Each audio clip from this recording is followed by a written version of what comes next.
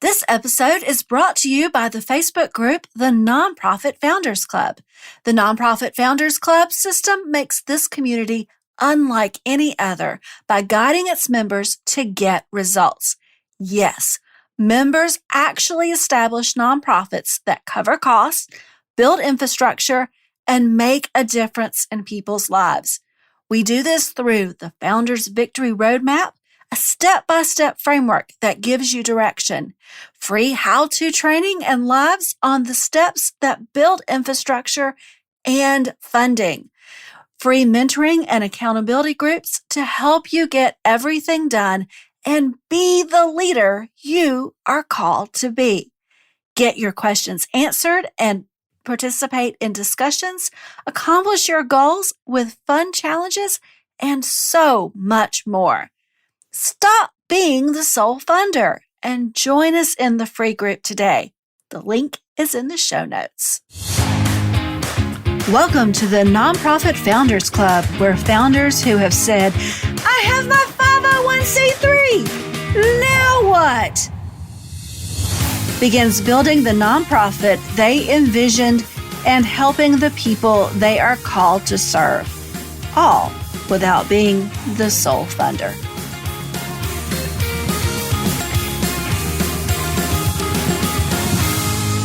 I was in a few nonprofit founder groups recently where the question was, I just got my tax exempt status. Where do I find the grants? Or the attitude that someone told them they would qualify for grants, and so they have tunnel vision and will listen to no other solution to their funding woes. I shake my head and keep scrolling because I can't help. At this stage, having the single strategy of getting grants is a bad strategy, and it will not keep you going long term, even if you do get a grant in the first few years. So let's talk about how grants are part of a fundraising strategy and not the strategy. All right, so grants are part of the fundraising strategy hierarchy. So what is this fundraising strategy hierarchy, you ask? Well, it's the framework that helps you visualize the levels of fundraising. Yes, there are levels. Fundraising builds on itself, and mastery at each level provides skills and resources for the next level. Each level and step builds on the step and level before it and requires more resources, skills, and infrastructure to successfully fundraise.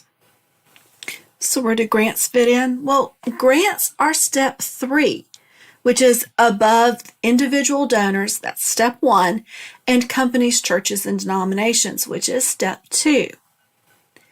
So why are grants placed in step 3?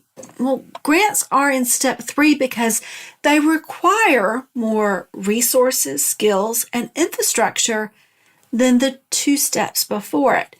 The grant levels need connections, which are often found in donors and board members. Grants also require the nonprofit to show community support. Having a donor base and measuring by number of donors and donation total is a good way to show this community support. They also need dedicated resources like someone to write and keep up with expenses and outcomes in order to report back to the funder. For example, in level 3 of grants, a federal grant will take approximately 50 hours to complete. Grants will also need special training and writing skills. Infrastructure will need at minimum a grant management software, grant calendar, a program with measurable outcomes from at least 3 years, operational budget, and tax filings for 3 years. Grants should be part of your larger strategy. So using grants as your only strategy is a recipe for unsustainable funding. See, because grants aren't fast money.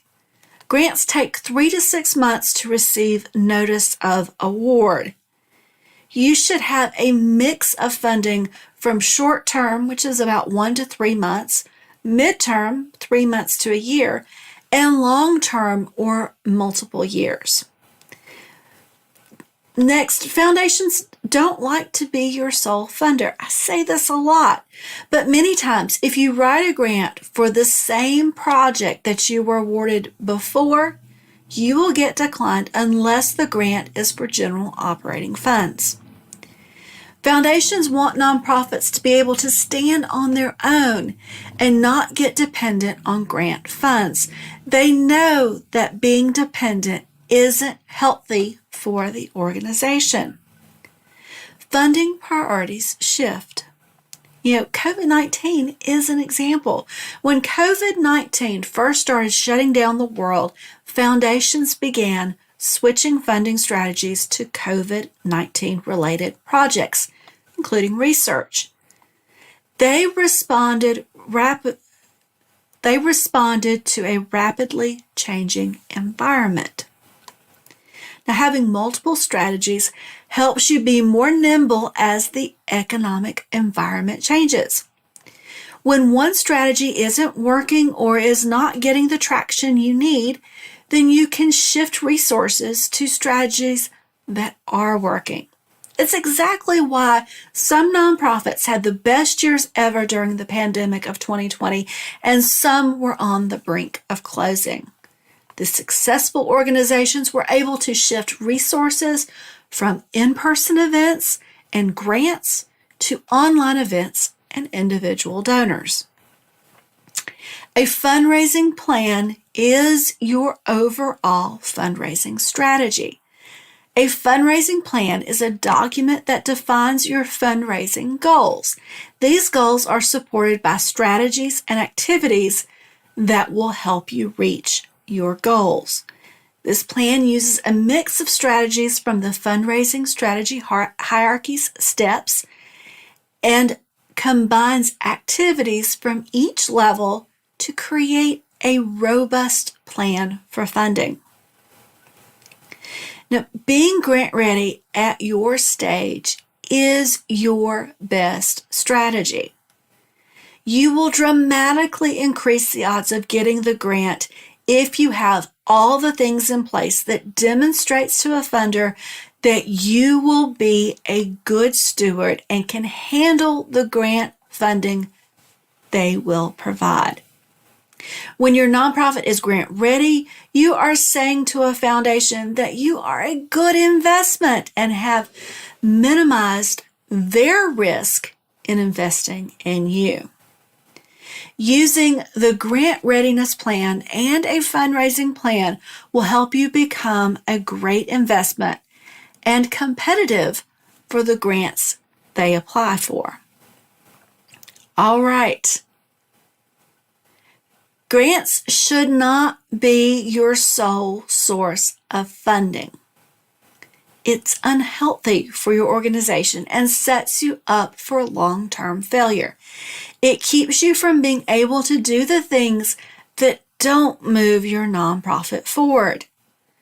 So look for resources that will help you get grant ready in the show notes and the description. That's it for this episode. I'll see you next time.